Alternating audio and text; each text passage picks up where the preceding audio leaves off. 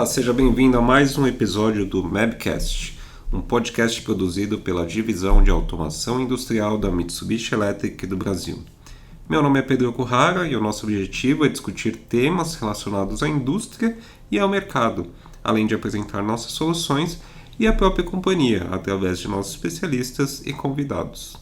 O tema desse episódio é o ensino da indústria 4.0 no Brasil. Como as instituições de ensino estão se atualizando a fim de acompanhar as novas tecnologias.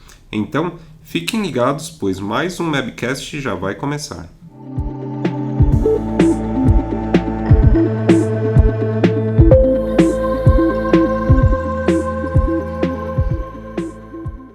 E para falar sobre o ensino da indústria 4.0 no Brasil, convidamos o professor Pedro Ferreira, que é coordenador dos laboratórios de engenharia da Universidade Paulista, a Unip. Tudo bom, professor Pedro? Tudo ótimo, e com você? Tudo bem também. Queria agradecer sua participação e antes da gente entrar no tema, né, mais especificamente desse episódio, eu queria que você gentilmente aí se apresentasse. Bom, em primeiro lugar, gostaria de agradecer, o convite e o reconhecimento da Mitsubishi Electric, me convidando para participar de um assunto técnico, de tamanha relevância, e enviar um abraço aí a todos que estão nos ouvindo. Bom, me apresentando, meu nome é Pedro José Gabriel Ferreira, eu sou natural da cidade de São Paulo, eu sou engenheiro de controle e automação, especialista em ensino superior, mestre e doutorando em engenharia de produção. E atualmente eu pesquiso temas ligados ao ensino de engenharia e desenvolvimento de tecnologias disruptivas voltadas à quarta revolução industrial. Que legal, currículo bem interessante aí. E a gente escuta, né, sobre a quarta revolução aí, a indústria 4.0, né, cada vez mais, que é um termo que vem se disseminando, né, globalmente na indústria como um todo. E como é que esse conceito tem sido trabalhado nas instituições de ensino no Brasil? Bom, eu acompanho o ensino de engenharia não só no Brasil, mas também em países onde eu tenho colegas, ensinando futuros engenheiros, como o Japão, a Alemanha, Portugal e a Polônia. E a minha percepção é de que devemos promover atividades com as chamadas tecnologias disruptivas, não apenas para desenvolver os skills técnicos, mas também os skills sociais. Nós temos que pensar em atividades que promovam ao mesmo tempo o uso de tecnologias, mas que também o trabalho em equipe, promovam o trabalho em equipe.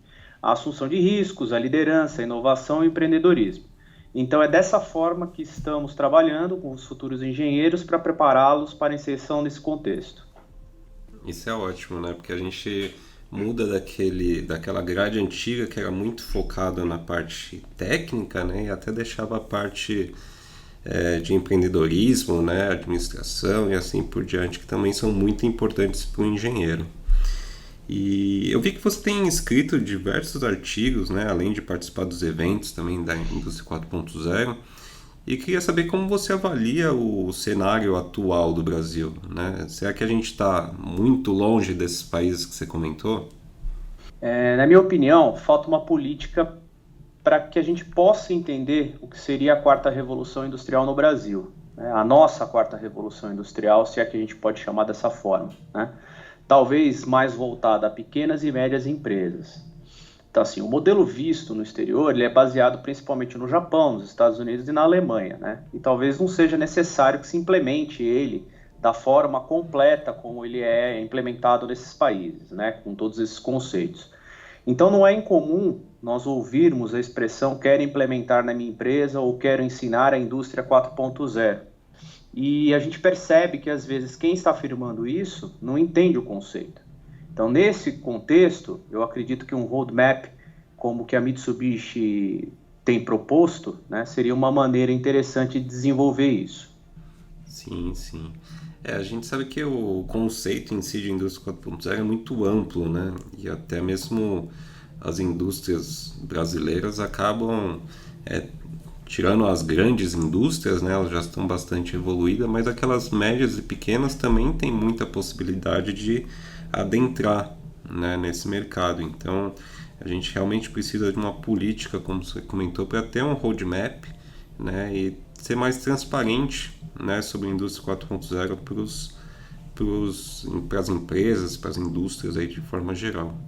Se você me permite complementar, eu entendo que a gente tem que propiciar essas empresas, as pequenas e médias empresas, porque a grande empresa, ela vem com o modelo normalmente do exterior, né? Uma empresa japonesa como a Mitsubishi vem com o modelo de lá, né? Uma empresa alemã como uma montadora, ela vem com o conceito da indústria 4.0, inclusive esse termo, né? Que varia de país para país, mas ela vem com essa cultura já enraizada nela, né? Então é muito mais fácil. Agora, e todos aqueles fornecedores que estão abaixo dela e que fornecem os componentes, né? Para a gente ter uma pirâmide completa, né, da indústria 4.0 ou da Smart Factory, a gente tem que ter todo mundo interligado, né? E a gente tem que entender a necessidade de cada uma dessas empresas, pequenas e médias empresas. Então, eu reforço que, na minha opinião, a gente tem que criar mecanismos, programas de investimento que propiciem a essas empresas entenderem o que elas precisam realmente, dentre todos esses conceitos, dentre todas essas tecnologias disruptivas, e para que elas possam, de alguma forma, criar o mapa delas, o que é interessante para elas se inserirem nesse contexto. E a gente vê muita gente que ainda acredita que para estar dentro da indústria 4.0, acho que é só colocar um robô, ou então implementar uma automação mais aprofundada, e não é só disso que se fala o conceito como um todo, né? Exatamente, eu acho que uma parte muito interessante e muito simples, é lógico que a gente não pode considerar que só isso por si seria a indústria 4.0, mas aqueles sistemas Pick-to-Light, que basicamente depende de uma IHM, de um CLP com comunicação, já vai dar uma certa integração, né, e uma certa comunicabilidade, né, para a empresa pequena, né, num posto de trabalho manual. Então, as empresas desconhecem isso. Sim, sim, é importante justamente esses tópicos estarem dentro seja do ensino técnico, até mesmo da graduação, para os estudantes já saírem com a base, né, para poder aplicar e não pensar somente naquelas grandes empresas onde já tem um plano bem certinho do que precisa ser feito, porque normalmente é uma multinacional, uma empresa que já está pensando mais afora, né? E eu vi que você hoje é responsável pelo planejamento e desenvolvimento de uma série de laboratórios dos cursos de ciências exatas e tecnologia, né? Então são praticamente aí mais de 50 unidades do grupo educacional, ao qual pertence também a Universidade Paulista. Como é que funciona esse trabalho, né? Ou seja, quais são as etapas do processo de construção desses laboratórios? Bom, eu vou te responder essa pergunta baseado no meu roadmap, vamos dizer assim. Eu acredito que o primeiro passo é sempre entender o público que utilizará o laboratório, né? Sejam eles professores, técnicos ou alunos, né? Segundo ponto importante é entender se o laboratório que eu estou planejando será utilizado para atender uma diretriz curricular, ou seja, ele é obrigatório, né?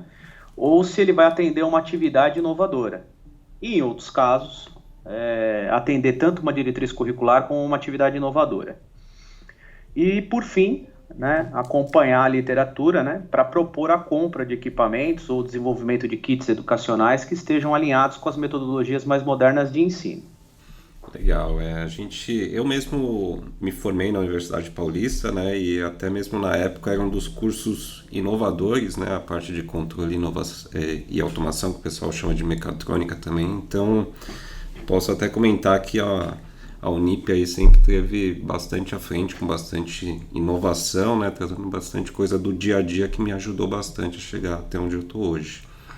Nesse aspecto que você comentou, realmente é verdade. Eu acho, na minha ótica, não existe um kit educacional pronto, né, como é vendido por algumas empresas. A gente tem o costume, como a gente teve o costume, por exemplo, de trazer assim a automação, né, que é um dos maiores representantes da própria Mitsubishi, para expor qual era a nossa necessidade para desenvolver um kit, né, e que tipo de aluno que nós queríamos atender, né, e disso saiu esse kit, né, essa maleta de CLP e HM com processos industriais, né, que o aluno pode ver o processo em funcionamento, né, na tela da IHM e pode controlar, né, fazer o controle, a programação por meio dos CLPs, né. Então a gente não trabalha com nada pronto, né? A gente trabalha com soluções desenvolvidas para o nosso aluno e para a realidade que a gente vive. E pelo lado dos estudantes, como equilibrar o ensino da parte teórica com a parte prática? Bom, acho que você mesmo respondeu a minha pergunta, essa pergunta, né, que você está direcionando a mim agora, você respondeu na pergunta anterior, né? Os alunos, eles têm uma admiração por tecnologia, né? Eles gostam bastante quando nós disponibilizamos um ambiente que propicia a eles uma educação empreendedora e inovadora. Quanto a equilibrar, eu creio que o ajuste vem com a experimentação. O mais importante na prática, né, na parte prática do curso, é que ali o aluno ele vai perceber as perturbações que ocorrem, né? Os processos não são perfeitos como na teoria. E quando acontece uma perturbação, como que o sistema reage, né? Como que o próprio aluno vai reagir a essa perturbação para corrigir esse problema?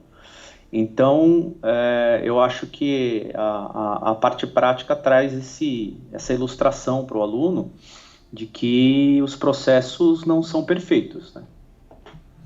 Sim, sim. E eu acho que a parte prática acaba sendo a mais interessante para os alunos, porque eles acabam vendo ali com as mãos, né, entre aspas, para poder entender tudo aquilo que você vê na parte teórica, né, através dos cálculos. Então acaba trazendo o aluno mais pro ensino mesmo. E quais os próximos passos das instituições de ensino, né, no aprendizado da indústria 4.0 e de novas tecnologias em geral? Eu acredito muito no uso da manufatura aditiva, né, que é um espaço de inovação e empreendedorismo, né, com os Fab Labs ou os espaços denominados Maker, e na implementação de um laboratório 4.0. Mais especificamente, nesse último, né, no laboratório 4.0, tem um conceito que eu tenho estudado que é a fábrica de aprendizagem, né? Então, é uma fábrica em pequenas proporções dentro da universidade, né? E que vai reproduzir o trabalho dele como futuro profissional, né? Nesse caso, como futuro engenheiro. Então, ele extrapola o ambiente universitário e também o ambiente territorial, né? Então, você tem que ter essa conectividade, é uma característica de um laboratório 4.0, você poder se conectar com equipes de estudantes de outros países, de outras universidades, na própria cidade ou no próprio país, né? E essa troca, né, que o aluno terá nessa fábrica de aprendizagem e que reproduz o ambiente dele de trabalho futuro, né, vai desenvolver nele, antes dele pisar numa fábrica, os skills que as empresas tanto procuram agora nos futuros engenheiros. Isso é muito legal mesmo. Inclusive, um dos pilares da indústria 4.0 é a virtualização, né? Então, você tendo uma indústria, mesmo que seja em proporções menores, acaba facilitando para o aluno se desenvolver e aprender coisas que vai usar no dia a dia do emprego futuro dele, né? Exatamente. Como que você prevê um engenheiro japonês tentando programar com o Pedro aqui no Brasil, com um braço robótico, né? Como que a gente extrapola essas fronteiras e como que a gente antecipa isso sem que o Pedro tenha que trabalhar na Mitsubishi Electric, né? Eu acho que a fábrica de aprendizagem vai propiciar isso. Muito legal mesmo. E para finalizar, o que você acha que virá após a indústria 4.0, né? Já é possível ter algum palpite, né? O que você acha? Olha, eu acho que o uso das tecnologias para o bem-estar humano, né, para o desenvolvimento sustentável e a preservação do meio ambiente, né? Essa iniciativa já pode ser visualizada, por exemplo, no Japão, né, com a Sociedade 5.0. Mas eu acredito que também teremos de definir qual será o termo mais apropriado para a nossa realidade, a realidade brasileira, né? E definir o que é o bem-estar para o povo brasileiro. Então, eu acho que esse é o passo futuro. Eu acho que a gente tem que estar ligado no que está acontecendo lá fora, indústria 4.0, sociedade 5.0, mas a gente não pode esquecer que esses são termos, né, que são determinados por grandes potências, né, e que estão baseadas no plano de desenvolvimento delas, né.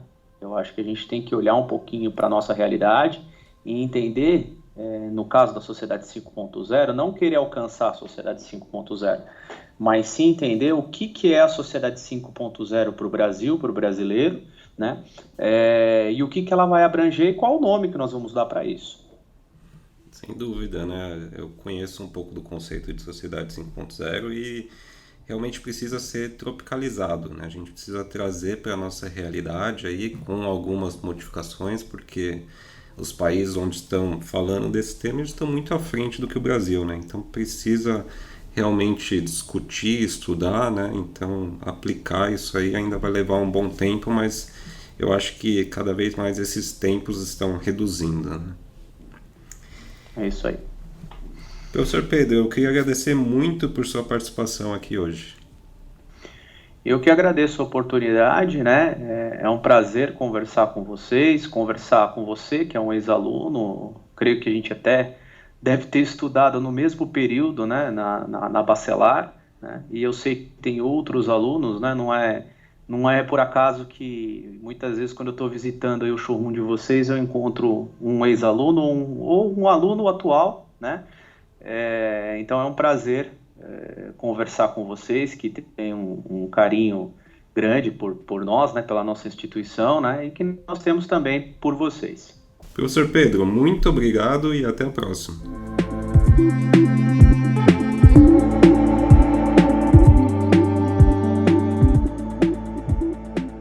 Espero que tenha gostado de mais um episódio do Mabcast.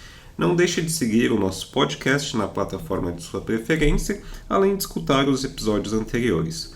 Muito obrigado e até o próximo episódio.